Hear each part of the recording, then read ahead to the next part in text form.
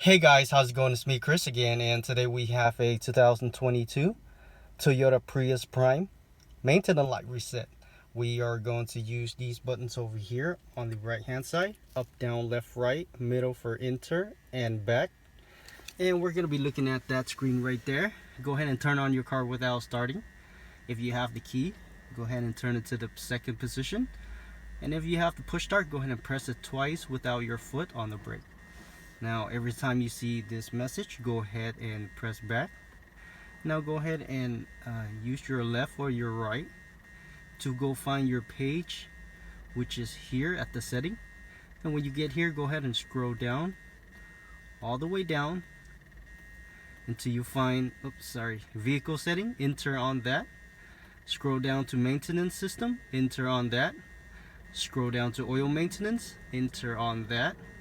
Scroll up to yes, enter on yes, and we are done, guys. Make sure you click that like. Thank you for watching, and I'll see you next time. Bye bye.